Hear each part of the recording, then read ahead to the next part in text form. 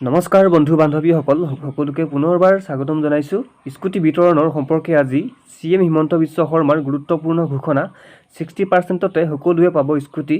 আগৰ 12 পাছ সকলেও এইবাৰ স্কুটি পাব নেকি? গতিকে সবিশেষ জানিবলৈ ভিডিঅ'টো শেষলৈকে চাব। তাৰ আগতে ভিডিঅ'টো এটা লাইক কৰিব আৰু চেনেলটো ছাবস্ক্ৰাইব কৰি বেল আইকনটো প্ৰেছ কৰি থ'ব এনেকুৱা ধৰণৰ সকলোবোৰ ইনফৰমেশ্যন পোনপ্ৰথমতে পাই থাকিবলৈ। হয়, এইবাৰ 60%তে সকলো HS পাছ ছাত্ৰীয়ে লাভ কৰিব স্কুটি, 75% নহয়। গতিকে এই সম্পৰ্কত মুখ্যমন্ত্ৰীৰ মন্তব্য শুনি লওক। যোৱাবাৰ স্কুটি দিওঁতে আমি এটা কথা ঘোষণা কৰিছিলোঁ যে অহাবাৰৰ পৰা 75% পোৱা ছোৱালীহে স্কুটি পাব। কিন্তু এডুকেশ্যন ডিপাৰ্টমেণ্টে অধিসূচনাখন নোলোৱাৰ কাৰণে এইবাৰ আমি 60% পোৱা ছোৱালীকো আমি স্কুটি দিম।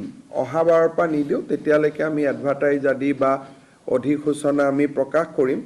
কিন্তু MCC model code of conduct থকাৰ কাৰণে এডুকেশ্যন ডিপাৰ্টমেণ্টে অধিসূচনাখন দিব নোৱাৰিলে। সেইকাৰণে বহুতে হয়তো ক'ব পাৰে যে আমাৰ লগততো গভৰ্ণমেণ্ট অৰ্ডাৰ নাই, গতিকে মন বেয়া হ'ব পাৰে। সেইকাৰণে এইবাৰ আমি আপ টু 75% নকৰি 60% ছোৱালীকো আমি স্কুটি দিম।